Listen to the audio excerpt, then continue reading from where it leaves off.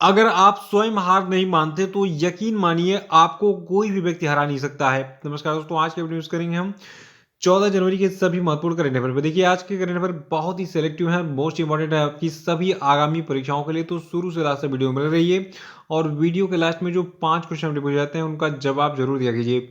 और देखिए इस वीडियो को पूरा देखने के बाद आप इसकी जो पीडीएफ फाइल है इसको हमारे टेलीग्राम चैनल से और इस वीडियो के डिस्क्रिप्शन बॉक्स से डाउनलोड कर सकते हैं। तो देखिए जिन लोगों ने टेलीग्राम चैनल को डाउनलोड नहीं मतलब ज्वाइन नहीं किया है तो इसकी लिंक दी गई है डिस्क्रिप्शन बॉक्स में, वहाँ पे क्लिक करके हमारे सभी सोशल मीडिया को ज्वाइन कर लीजिए। और जो लोग हैं वो चैनल को सब्सक्राइब जरूर कर लेंगे ताकि आने वाली वीडियोस का नोटिफिकेशन आपको ऑटोमेटिक मिल जाए। बाकी वीडियो को लाइक करना तो आप भूलते नहीं हैं, आज भी लाइक और शेयर कर दीजिएगा आप। तो चलिए शुरू करते हैं इस वीडियो को। देखिए पहला प्रश्न आज का है कि भारतीय अंतरिक्ष अनुसंधान संगठन यानी कि इंडियन स्पेस रिसर्च ऑर्गेनाइजेशन के नए चीफ कौन बने। तो देखिए जो इंडियन स्पेस रिसर्च ऑर्गेनाइजेशन यानी कि भारतीय अंतरिक्ष अनुसंधान संगठन है, इसके नए मुखिया बन गए हैं एस सोमनाथ। और इन्होंने इस पद पर किसका स्थान लिया है, के सिवन की जगह ली है। देखिए के सिवन का कार्यकाल 14 जनवरी 2022 को समाप्त हो रहा है। तो 14 जनवरी 2022 से जो है जो एस सोमनाथ होंगे ये भारतीय अंतरिक्ष अनुसंधान संगठन के नए चीफ के रूप में काम करेंगे। देखिए आप बता दूं इनका जो कार्यकाल होगा 3 सालों का होगा। और जो आपके एस सोमनाथ हैं ये वर्तमान में कहाँ पे काम कर रहे हैं, विक्रम साराभाई अंतरिक्ष केंद्र के निदेशक हैं वर्तमान में। तो याद रखिएगा एस सोमनाथ जो है इसरो के नए चीफ बन गए हैं और के सिवन जी जो है ये 14 जनवरी 2022 को रिटायर हो जाएंगे। देखिए जो भारतीय अंतरिक्ष अनुसंधान संगठन है इसका मुख्यालय बेंगलुरु में है।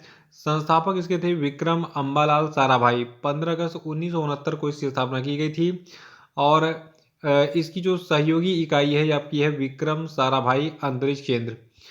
अगला प्रश्न है कि टोक्यो ओलंपिक में कांस्य पदक विजेता मुक्केबाज लवलीना बोरगोहेन को बिहार में किस राज्य ने डीएसपी पद पर अपॉइंट किया है।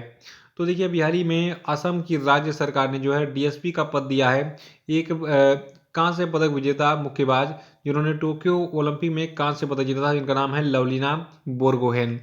तो लवलीना बोरगोहेन जो है ये असम में डीएसपी के पद पर अपॉइंट हो गई हैं। इनकी उम्र वर्तमान में केवल 24 साल है और पिछले साल इन्होंने टोक्यो ओलंपिक में जीता था ब्रॉन्ज मेडल यानी कि कांस्य पदक।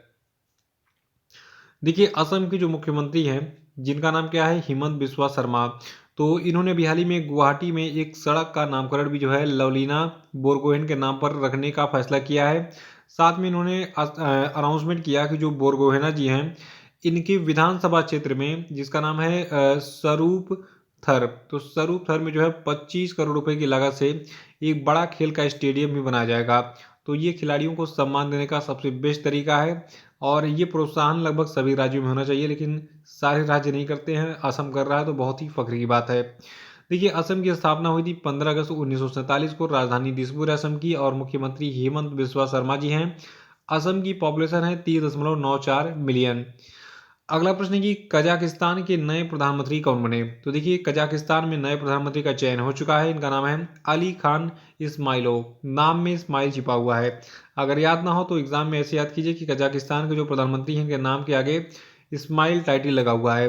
तो अली खान इस्माइलोव जो है कजाकिस्तान के नए प्रधानमंत्री बन गए हैं। देखिए कजाकिस्तान की बात करें तो यहाँ की राजधानी नूर सुल्तान है, मुद्रा यहाँ की है कजाकिस्तान टेन। अगला प्रश्न है कि हाल ही में आंध्र प्रदेश की सरकार ने अब कर्मचारियों की जो रिटायरमेंट की एज है तो इसको 60 साल से बढ़ाकर कितने वर्ष कर दिया है। देखिए कभी भी इस टाइप के अगर परिवर्तन हुए हैं किसी भी राज्य में तो वो प्रश्न एग्जाम में जरूर पूछा गया है। अभी देखिए परिवर्तन आंध्र प्रदेश की सरकार ने किया गया है। उसने कहा कि जितने भी सरकारी कर्मचारी होंगे ये 62 साल में रिटायर होंगे, ना कि 60 साल में। देखिए हाल ही में आंध्र प्रदेश की सरकार ने अपने कर्मचारियों की सैलरी में भी बढ़ोतरी की है 23.29% की। यानी कि जो आंध्र प्रदेश के सरकारी कर्मचारी होंगे उनकी सैलरी में कितनी वृद्धि हुई है, 23.29% की। और इसके साथ में कर्मचारियों की जो रिटायरमेंट की एज है इसको 60 साल से बढ़ाकर 62 साल भी कर दिया गया। और जो ये बढ़ा हुआ वेतन है 23.29%, तो बढ़े हुए वेतन के साथ जो नई सैलरी होगी ये 1 जनवरी 2022 से लागू हो जाएगी। यानी कि इसी साल ये बढ़ोतरी मिल जाएगी 23.29% की। और साथ में रिटायरमेंट की जो एज है ये 60 से बढ़ाकर 62 वर्ष हो जाएगी।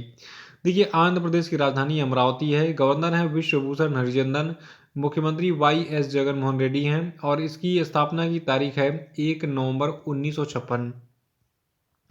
अगला प्रश्न है कि ऑनलाइन बीमा प्लेटफॉर्म जिसका नाम है रीन्यू बाई, इसने अभी हाल ही में किस व्यक्ति को अपना ब्रांड एम्बेसडर बनाया? तो देखिए जो ऑनलाइन बीमा प्लेटफॉर्म रीन्यू बाई है, तो इसने अभी हाल ही में राजकुमार राव को अपना ब्रांड एम्बेसडर बनाया है।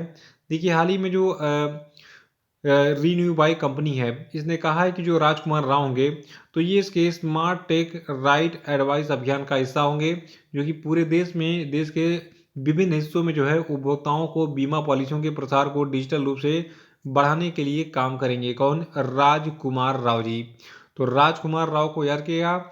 ऑनलाइन बीमा प्लेटफॉर्म रीन्यू बाई ने अपना ब्रांड एम्बेसडर बनाया है। देखिए हमारा जो एक पीडीएफ मैंने तैयार किया था अभी 3500 करेंट अफेयर का, तो ये इसमें जो है जनवरी से लगाए दिसंबर 2021 के सारे करेंट अफेयर थे, और ये पीडीएफ की लिंक जो है डिस्क्रिप्शन बॉक्स में दी गई है।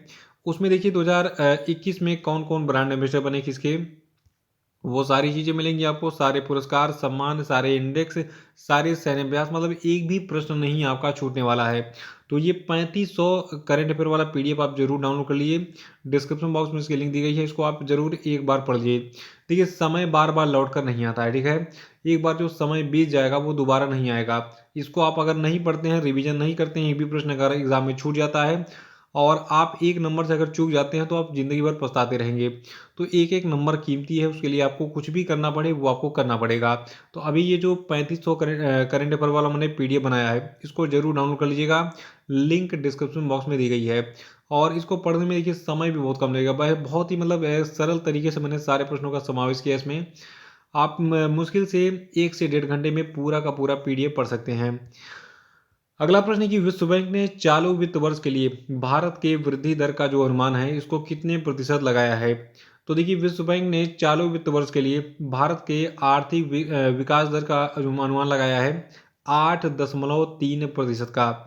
देखिए चालू वित्त वर्ष मतलब हो गया आपका जो फाइनेंशियल ईयर 2021-22 चल रहा है उसकी बात हो रही है। तो 2021-22 के वित्तीय वर्ष में भारत की आर्थिक वृद्धि दर कितनी रह सकती है? 8.3%। और ये आकलन जो है इस देखिए कोरोना चल रहा था, उस कोरोना के बाद फिर जो है अब देखिए ओमिक्रॉन भी आ गया है। तो बहुत सारी जो है संक्रामक बीमारियों का जो है प्रसारण भी होने वाला है। तो ऐसी स्थिति में जो है ये आकलन जो है आया है किसका? विश्व बैंक का। 8.3% याद रखिएगा। अगला प्रश्न है कि हाल ही में सुप्रीम कोर्ट ने प्रधानमंत्री की पंजाब में हुई सुरक्षा चूक के लिए पैनल का गठन करके किसको जो है उसका अध्यक्ष नियुक्त किया है?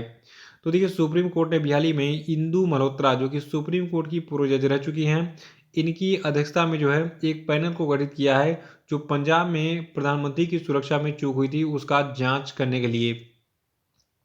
तो आइए जानते हैं इस पैनल में कौन कौन होंगे। अध्यक्ष तो इंदु मल्होत्रा होंगी, इसको याद रखिएगा। अध्यक्ष का इनाम मोस्टली एग्जाम में पूछा जाता है। तो हाल ही में देखिए chief justice N V Ramana और जस्टिस सूर्यकांत और जस्टिस हिमा कोहली की जो पैनल थी, इसने हाल ही में इस मामले में सुनवाई की। और इनकी अध्यक्षता वाली जो सुप्रीम कोर्ट की पीठ है, इसने कहा कि पैनल जो आपकी बनाई गई है ये किसकी अध्यक्षता वाली? इंदु मल्होत्रा वाली। तो ये जो है सुरक्षा उल्लंघन के कारणों का पता लगाएगी और उसके लिए जिम्मेदार व्यक्तियों का भी पता लगाएगी। भविष्य में प्रधानमंत्री के सुरक्षा उल्लंघन को रोकने के लिए किए जाने वाले उपायों की भी जांच करेगी। और देखिए इस जांच पैनल में जो रिटायर्ड जस्टिस इंदु मल्होत्रा हैं, इनके अलावा एनआईए के जो डीजी हैं और चंडीगढ़ के डीजीपी हैं, पंजाब के अतिरिक्त डीजीपी हैं, पंजाब एवं हरियाणा हाईकोर्ट के जो महापंजीयक हैं, इनको इस जांच समिति के सदस्यों के रूप में अपॉइंट किया है। तो इस पेज का स्क्रीनशॉट लेके एक एक लाइन को नोट कर लीजिएगा। ये बहुत ही इस समय चर्चा का विषय बना हुआ है, प्रधानमंत्री की सुरक्षा में चूक का। देखिए जो लोग पीसीएस का एग्जाम देने वाले हैं, पीसीएस मेंस, ठीक है, उनको बता दूं आप इस टॉपिक पे जो है एक बढ़िया सा निबंध यानी कि एस्से तैयार कर लीजिएगा। इस पे आपको लेख लिखने को मिल सकता है कि प्रधानमंत्री की सुरक्षा में चूक क्यों हुई, क्या उसके उपाय हैं, कैसे जो है उसको प्रिवेंट किया जाए, भविष्य में ऐसी गलती दोबारा ना हो, और क्यों इतना बड़ा ये चर्चा का विषय बना हुआ है। तो इसको भी जो है आप पूरा जो है मतलब क्लासीफाई करके बढ़िया से उसको नोट कर लीजिएगा। अगला प्रश्न है कि हाल ही में भारतीय रेलवे ने यात्रियों के खोए हुए सामान को ट्रैक करने के लिए किस मिशन को लॉन्च किया? तो देखिए भारतीय रेलवे ने यात्रियों के खोए हुए सामान को ट्रैक करने के लिए अभी हाल ही में मिशन अमानत को लॉन्च किया है। देखिए हाल ही में जो भारत का पश्चिमी रेलवे यानी कि वेस्टर्न रेलवे है, इसने रेलवे प्रोडक्शन फोर्स यानी कि आरपीएफ के साथ मिलकर इस मिशन अमानत की शुरुआत की है। देखिए जो आपका मिशन अमानत है, इसके तहत यात्री अपने खोए हुए सामान को आसानी से ट्रैक करके वापस पा सकेंगे। तो यार रखिएगा, मिशन अमानत को इंडियन रेलवे ने लॉन्च किया है, और इंडियन रेलवे का जो वेस्टर्न रेलवे जोन है, यानी कि पश्चिमी रेलवे जोन है, और उसने अपनी रेलवे प्रोटेक्शन फोर्स के साथ मिलकर इसकी शुरुआत की है मिशन अमानत की। अगला कि हेनले पासपोर्ट इंडेक्स 2022 Q1 यानी कि क्वार्टर 1 में भारत किस स्थान पर है। देखिए हेनले पासपोर्ट इंडेक्स जो है 2 बार जारी होता है। तो अभी जो जनवरी महीने में ये जारी हुआ है हेनले पासपोर्ट इंडेक्स, तो इसमें भारत 83वें स्थान पर है। देखिए भारत ने 2022 की पहली तिमाही के लिए जारी नवीनतम हेनले पासपोर्ट इंडेक्स में 111 देशों के बीच में 83वां स्थान पर अपनी स्थिति जो है उसमें 7 स्थानों का सुधार किया है। यानी कि वर्तमान में 83वें स्थान पर है भारत, और 7 स्थान का सुधार हुआ है। देखिए अक्टूबर 2021 में जो हेनले पासपोर्ट इंडेक्स जारी हुआ था, तो उसमें जो है 116 देशों की सूची में भारत 90वें स्थान पर था। तो 7 अंकों की सुधार करके 83वें स्थान पर आ गया है। देखिए ओमान और अर्मेनिया जो है ये नवीनतम गंतव्य हाल ही में बने हैं, जहां भारत जो है बिना पासपोर्ट के जा सकता है। तो इसीलिए भारत के इस रैंकिंग में सुधार हुआ है, 2 देश और बढ़ गए हैं। देखिए जो आपका हेनले पासपोर्ट इंडेक्स होता है, ये बताता है कि कौन सा देश का जो पासपोर्ट है इसका यूज़ करके बिना वीज़ा के आप जो है किसी भी देश में जा सकते हैं। तो देखिए अब तक जो जापान का और सिंगापुर का पासपोर्ट है ये सबसे बेस्ट पासपोर्ट माना जाता है, क्योंकि इन दोनों के पासपोर्ट को लेकर आप 192 देशों में वीज़ा मुक्त यात्रा कर सकते हैं। यानी कि बिना वीज़ा के आप जो है किसी भी देश में जा सकते हैं, जापान और सिंगापुर का अगर आपके पास पासपोर्ट है। तो जापान और सिंगापुर ने Henley global mobility report 2022 Q1 में संयुक्त शीर्ष स्थान बरकरार रखा है। इनके पासपोर्ट के धारक जो है 192 देशों में वीज़ा मुक्त यात्रा कर सकते हैं। और देखिए दुनिया का जो सबसे घटिया पासपोर्ट है आपका अफगानिस्तान का है। अफगानिस्तान के बाद दुनिया का सबसे कम शक्तिशाली पासपोर्ट है, जिसका वीज़ा मुक्त स्कोर कितना है, 26 है। तो अभी याद कर लीजिए कि 83वें स्थान पर है हेनले पासपोर्ट इंडेक्स 2022 में भारत, और पिछले साल भारत जो है किस स्थान पर था, 90वें स्थान पर था। 7 अंकों का सुधार हुआ है। तो ये थे आपके आज के सभी महत्वपूर्ण करंट अफेयर, और अब हम बात करेंगे आज के सभी क्वेश्चन पे। तो सभी लोग कमेंट बॉक्स में फटाफट आंसर देंगे। पहला प्रश्न आपके लिए कि राष्ट्रीय युवा दिवस कब मनाया जाता है, बताइए। नहीं पता है तो कल का वीडियो देख के रिवाइज कर डालिएगा। और दूसरा प्रश्न आपके लिए कि अंतर्राष्ट्रीय मुद्रा कोष के नए मुख्य अर्थशास्त्री कौन बने हैं, नाम बताइए। और अगला कि हाल ही में भारत सरकार ने भारतीय जीवन बीमा निगम में कितने प्रतिशत प्रत्यक्ष विदेशी निवेश यानी कि फॉरेन डायरेक्ट इन्वेस्टमेंट की अनुमति देने का निर्णय लिया, बताइए। और अगला कि हाल ही में किस देश के मैरीलैंड अस्पताल में डॉक्टरों ने एक मरीज की जान बचाने के आखिरी प्रयास में एक सूअर के दिल का प्रत्यारोपण किया, बताइए।